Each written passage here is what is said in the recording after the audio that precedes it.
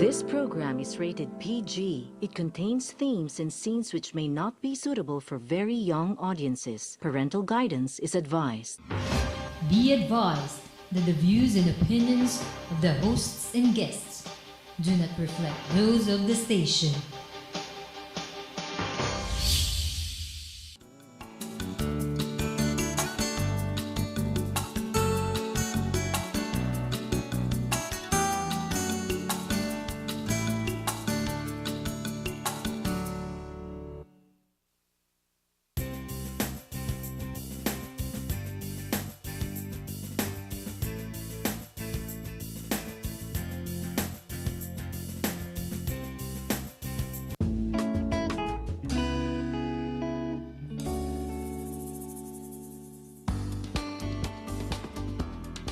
The bond between a mother and child can never be equaled.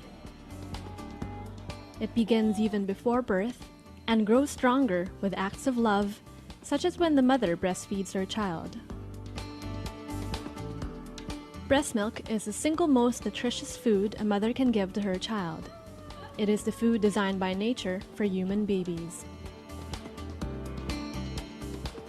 Being so, breast milk contains all the nutrients your baby needs for the first 6 months of life. According to Nona Diandaya Castillo, an international board-certified lactation consultant, there are different components of breast milk. First is the lactose, which is the sugar of breast milk. And then there are proteins, and then there are fats, and then there's iron, hormones, and the anti-infective properties. Proteins contain amino acids, including taurine, which has an important role in the development of the brain and the eyes. Fat is a valuable source of energy for the baby, and fats in human milk contain the enzyme lipase, which helps break down the fat and enable better absorption into the bloodstream. Iron is for your baby's blood. Hormones aid in your baby's metabolism, growth, and development. And anti-infective properties protect your baby from infection and disease, such as gastroenteritis, respiratory tract and ear infections, and type 1 diabetes. Good evening, ladies and gentlemen, and welcome to Philippines Uncut. I'm your host, Buddy Kunana. Now, tonight is a very special night because we are celebrating International Mother's Day here on Philippines Uncut. And we're going to talk about a very interesting and important topic for all the mothers out there, and that is breastfeeding. So this is Breastfeeding 101, and joining us is an expert on breastfeeding. It's Miss Nona Andaya Castillo, and she is an international board-certified lactation consultant. Good evening, Nona, and welcome to Philippines Uncut. Hello, good evening, Buddy, and to all your viewers. Yes, and thank you for coming on the show. I know you're very busy. You have so many clients, so many advocacy, so many groups you're talking to that we finally got you here on the show. But thank you so much for coming on this special day here on Philippines Uncut. Yes, thank you so much. Now, Nona, let's talk about your background. I introduced you as an international board-certified lactation consultant. Very long title, very nice sounding title. What does this mean exactly? Well, there are mothers who are able to breastfeed themselves, or there are health professionals who would like to focus on helping mothers breastfeed. So they take special trainings, and then they take an international board. And then if they pass it, they're considered an allied medical professional. And this is needed because there are a lot of complications of modern life. Mm-hmm. So mothers, the present-day mothers are having a hard time breastfeeding. Mm-hmm. It's supposed to be an instinct, like puppies and kittens, right? They can crawl to the breast. Sure, no? And it happens right away. Yeah, you don't need a lactation consultant, right? Lactation consultant. But unfortunately, due to several factors, like for example, in the hospital, when mothers give birth, they deliver through the cesarean section, or they use the epidural drugs, so it can affect the babies. Okay. Now, before we go into that, let's talk about your background.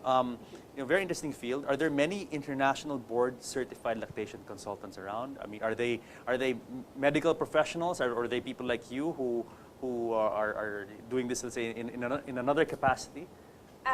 Yes, there are many lactation consultants in the country. but not as many as we want them to be, right? Okay. Because there are now increasing number of doctors who are taking the board. I think we're already about 12, 10 or 12. Doctors? But, yeah, doctors. Okay. But I'm the only one who's not a doctor. I'm the only okay. one who passed the board, but I don't have any formal medical training. Okay, so I mean, of all the international board-certified lactation consultants in the Philippines, you're the only non-doctor. I'm the conductor. You're the conductor. Excellent. Now, Nona, because your background, what is your background? What led you to this, very interesting field? I guess it's because I was able to hurdle a lot of obstacles in breastfeeding. 26 years ago, there was not a lot of medical support on breastfeeding.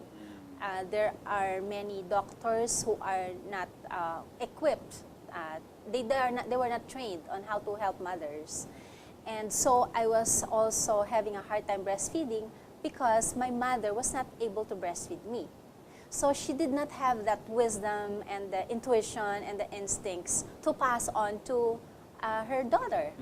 So, and there are social pressures. These are the things that the modern women are facing right now. Like there are commercials on TV, and this affects people's perception of breast milk and formula, right? So when they see a lot of milk, breast formula milk on the bottle, they can compare it to the very few amount of breast milk that flows during the first day, which is fine because the baby's stomach is only as small as a quail's egg, the newborn baby.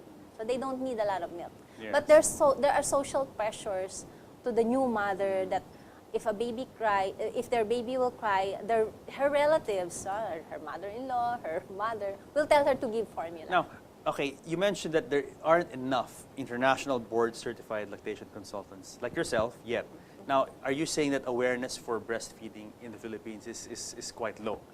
Well, in 2005, finally the government heeded the advocates' call and they did something about this, and they funded the trainings of breastfeeding counselors. There are breastfeeding counselors. These are health workers or mothers who have successfully breastfed their children themselves. So they are very eager to help other mothers. So there are now trainees, there are now other budgets for promotion. No, but as you said, it should be instinct, right? It should be natural, it should Yes. be instinct. Like it is in the rest of the animal kingdom. We are a member of the Yes. animal kingdom. Yes. Why is it The that- mammals. The mammals, we are mammals, sure. Why is it that that humans appear to need a consultant to learn something that should be instinct? Yeah, because during that time that I gave birth, Yes. which is quite different from now, no? Government has now institutionalized unang yakap. This is called the skin-to-skin contact or first embrace, that the mother should be given her baby right after childbirth, and the baby will crawl to the breast. Interesting. Yes, but before this was not done. What was the norm before? The norm was you whisk the baby from the mother to the nursery, and they're Yes. kept there. Yes, yeah. You see all these big nurseries with like 20, 30 crying babies, and their mothers are there In the beds, inside. in the individual, Yes. like What do you call that? those beds, those baby beds. Yeah. Yes, yes. Yeah. So the mothers are left inside the room, and they're having their engorgement, because after two to 3 days, they'll fear their breasts are heavy. What is the logic between the unang yakap approach or policy? What is it supposed to accomplish? The unang yakap calls for the immediate putting of the baby right after it exited, is expelled from the womb Okay. to childbirth. Okay. So the baby is given a chance to recreate the environment that he was into for the last 9 months or 10 months, right? So he will hear his mother's voice again. He will hear his mother's heartbeat, Okay. and he will be kept warm, Okay. which was, of course, inside it's 37 degrees. Sure, Right? So sure. he should be kept warm. And then this will initiate cascading events like the mother's hormones will also change, that will give way to the production of breast milk, and the baby will Really? smell Okay. will smell the areola and the nipples. Yes, yes. And even though the baby cannot clearly see well, he will crawl to the nipples and areola that were prepared during pregnancy by getting it darkened, natural darkening Yes. of the skin of the Yes, areola. yes. So, and then this will prevent the mother from hemorrhaging, which is the #1 cause of maternal deaths. Because as soon as the baby is born and start to breastfeed, breastfeeding will help expel the placenta. And this will prevent breastfeeding, and it will also lead to the firming up of the uterus. It's what you call involution, because the uterus is only as large as this one, as a feast Yes, yes. before getting pregnant, Yes. pre-pregnant size, and And it then balloons, of of course, course, it balloons, and it yes. has to go back to its original. But how interesting, it's such a simple act of putting the baby next to the mother right after, immediately after childbirth.